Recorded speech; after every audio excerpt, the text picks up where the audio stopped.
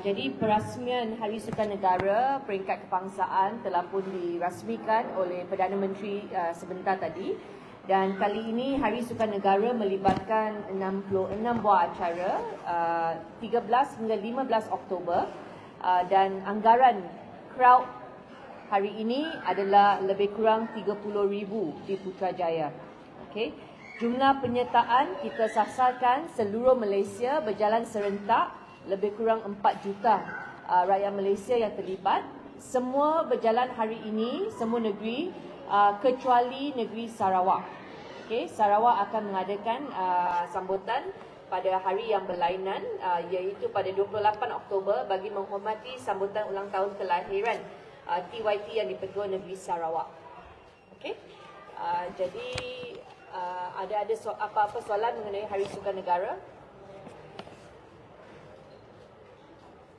Perdana Menteri gembira melihat penyertaan ramai keluarga, ahli-ahli keluarga yang keluar bersama anak-anak kecil dan semua aktiviti sukan dianjurkan untuk lapisan masyarakat pelbagai umur dan OKU juga, golongan OKU di Putrajaya. Ya.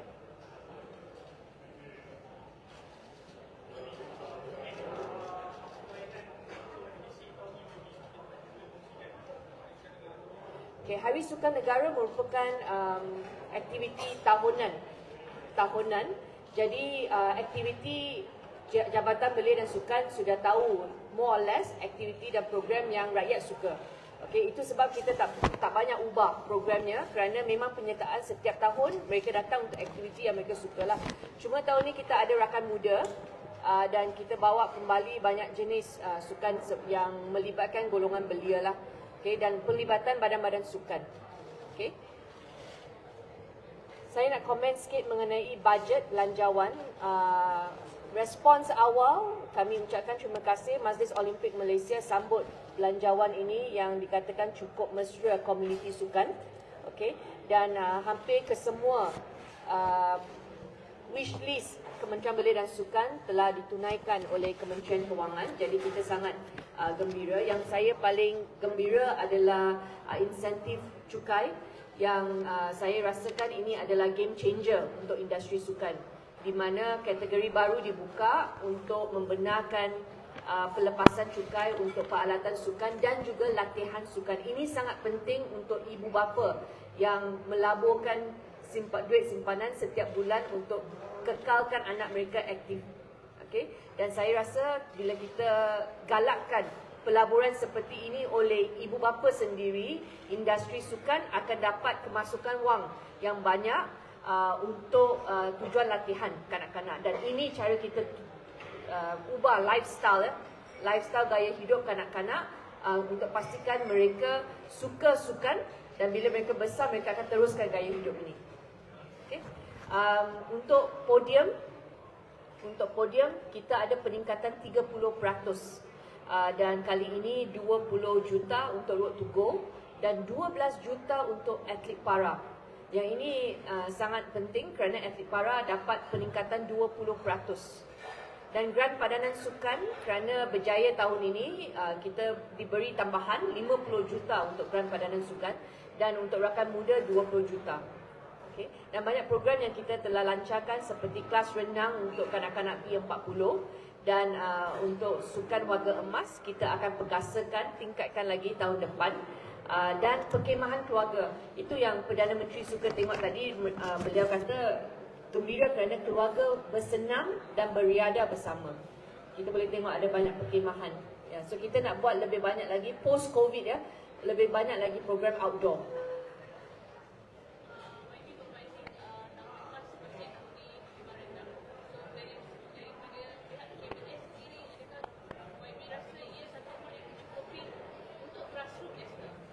Seperti yang saya katakan, kalau nak tanya saya berapa bajet yang kita nak, memang kalau tambah 2 bilion pun saya rasa tak cukup untuk kita lah. Tapi berbanding dengan kesihatan, pendidikan semua, memang bajet kita kecil. Tetapi apa yang kita minta adalah game changer seperti cukai. Policy on cukai saya rasa akan bantu KBS menghadapi kenaikan kos latihan semua. dan industri sukan, kalau mereka mendapat manfaat ini, lebih banyak duit dia pump in untuk industri sukan, saya rasa kita boleh okey. Setakat ini kita akan asyik cubalah inisiatif-inisiatif yang kreatif bersama industri sukan. Yang ini kita tak lakukan secara sendirian. KBS tidak. Kita selalu lakukan stakeholders consultation. Itu sebab Majlis Olimpik Malaysia mereka terus keluarkan kenyataan untuk sokong.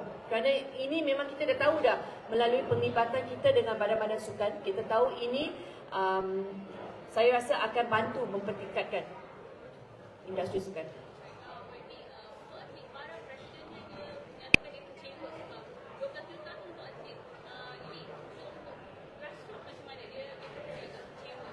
No, atlet para 12 juta itu adalah peningkatan 20%. Tetapi untuk gaya hidup rekreasi, community punya, kita tak ada segregation kata ini fund untuk OKU saja yang boleh apply. Bila kita buka macam tahun ini punya bajet 2023, dana sukan community, kita tak ada kategori OKU, semua boleh mohon. Okey, itu bezanya. Okey.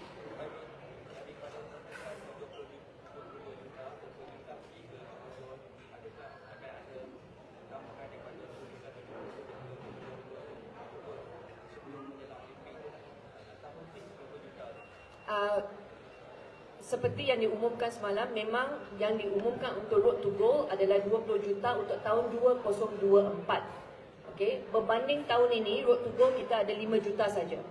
Okey, tetapi anda mesti ingat Road to Gold bukan saja untuk Olimpik Paris. Dia adalah untuk Olimpik Los Angeles 2028. Jadi persiapan dan perbincangan mengenai atlet-atlet akan diadakan dalam masa terdekat untuk Jawatankuasa Road to Gold. Okay. Sama ada atlet yang akan disingkirkan ataupun ada atlet yang akan dimasukkan berdasarkan pencapaian ataupun kelayakan, yang itu akan dibincangkan oleh Jawatankuasa Road to Gold. Tetapi untuk Road to Gold memang penambahan. Berbanding tahun ini kita hanya ada 5 juta. Tahun depan kita ada 20 juta. Okay.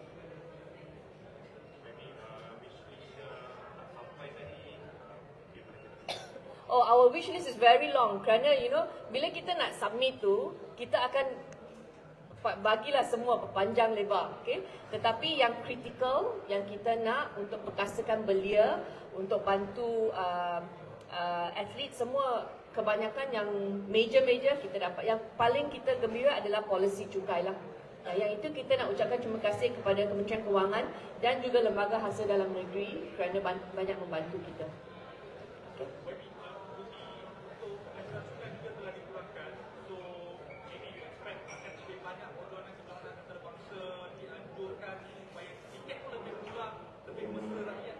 Yes. Untuk grant padanan sukan, bila diumumkan tahun ini, bajetkan tahun ini April baru keluarkan. Itu sebab banyak badan sukan dia lambat untuk organize kerana dia perlu dapatkan sanction daripada international body. Tetapi dengan adanya pengumuman sekarang 50 juta untuk tahun depan, kita sasarkan ada banyak lagi international tournament akan masuk. Kerana badan sukan dah bersedia dan dah tahu bagaimana nak gunakan grant padanan sukan. Dan contoh yang paling bagus adalah karate, seperti yang telah saya terangkan lah. Kejayaan mereka bawa balik pingat kerana ada grant padanan sukan untuk bantu mereka dalam bulan Julai yang lepas. Untuk penganjuran sukan, permohonan, birokrasi, semua kita dah kurangkan dah. Okay? So kita sasarkan yang itu bukan tak ada masalah. Untuk crowd masuk, saya rasa tahun ini kita nak fokus untuk lebih banyak program high performance tournaments supaya atlet kita boleh benefit. Tahun ini banyak secara community. Kerana yang high performance dia tak ada masa untuk dapatkan sanction international body. Okay?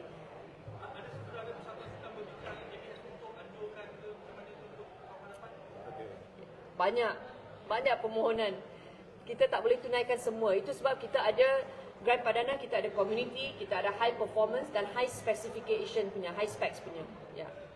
Okay. Tetapi kalau kita lihat sekarang berdasarkan pencapaian atlet kita di Sukan Asia, Sukan Air kita ada gold medalist, horse riding pun ada, kemudian karate semua, Sabah, Sarawak semua atlet kita lihat bakat kita wujud. pelbagai sukan dan sama ada di Sabah Sarawak ataupun di Semenanjung. Apa yang kita nak sekarang adalah untuk tengok plan infrastruktur, fasiliti untuk jalan sinonim dengan pembangunan bakat. Saya bagi contoh ya. Kalau kita dah menang setengah daripada gold medal kita squash. Okay?